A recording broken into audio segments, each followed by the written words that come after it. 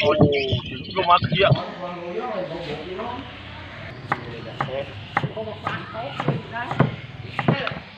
Này hàng nhóm ấy. Đây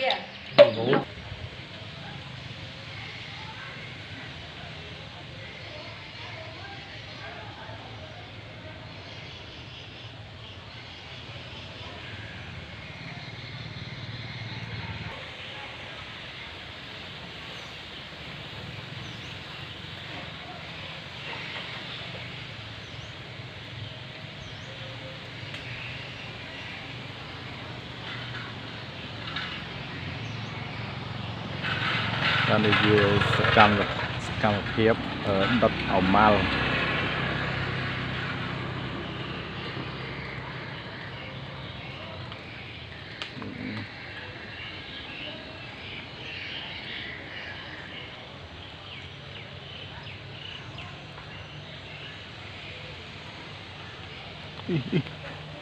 Mấy ảo mal hả không?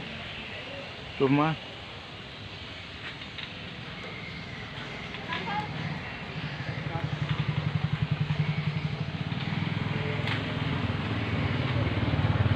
Mềm mà thao mà bố ít mềm mà không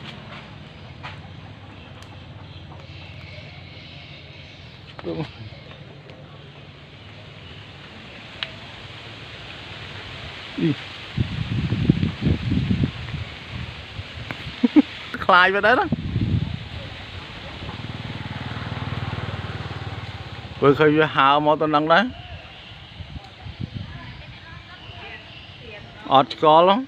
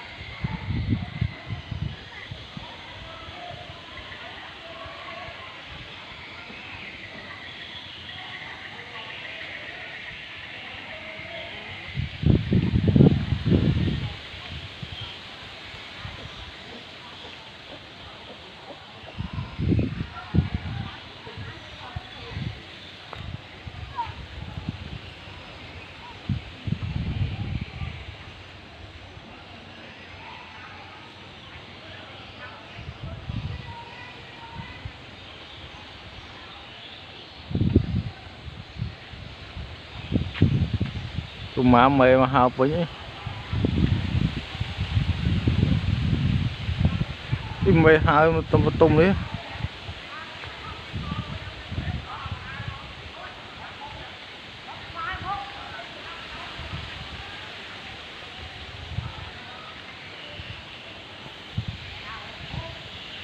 Thôi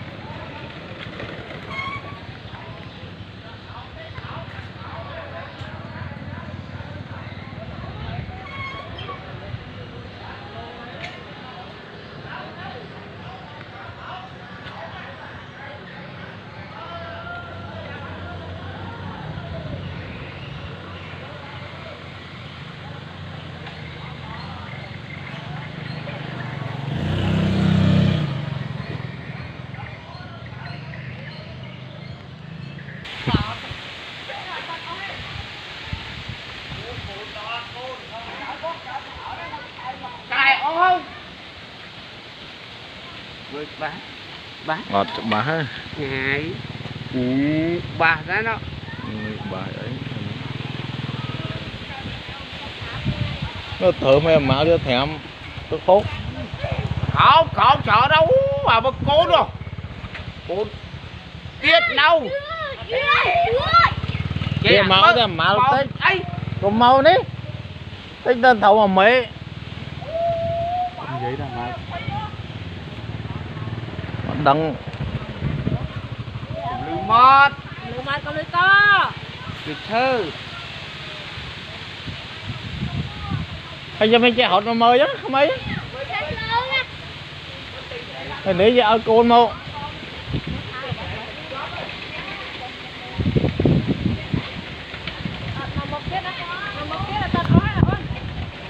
tôi nấu tàng thúng á nấu mặn nấu khác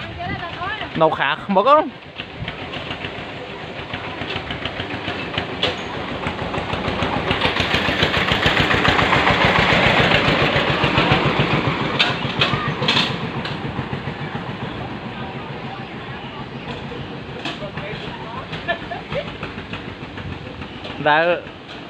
đã khơi cái đợt mạ lần đây đã khơi lợn tìm muối này đừng khơi lợn tìm muối vì thế phải chạy thảo quá bài má luôn rồi ra côn này nó côn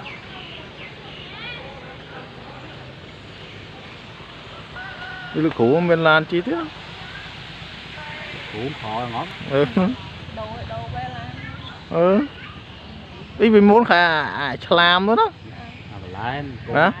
hay dần dân ơi cồn chi chứ đi mở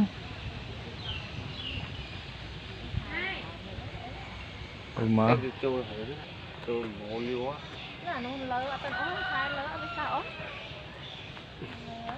chọ bao ấy đó mấy chọ bao ấy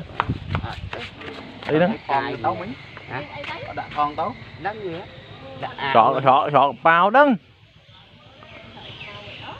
cho thon tấu mấy nhá cho thon chưa phải con này muối chọ thon chọ nó bao muối tấu đâu ăn chết thiệm rồi đó cao đạm máu Khải lai ấy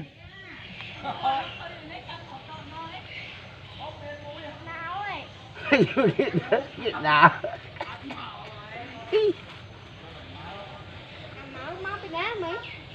ý cái ai thế nào giúp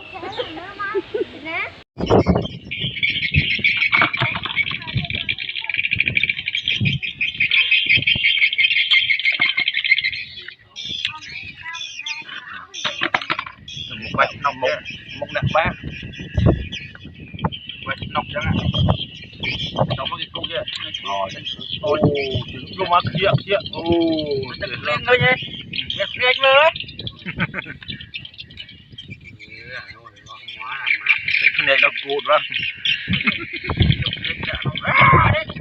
đi ăn thịt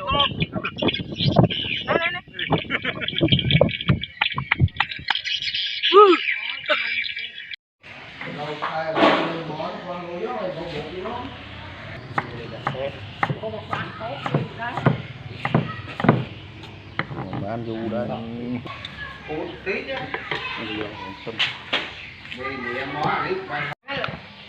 này hàng nhóm ấy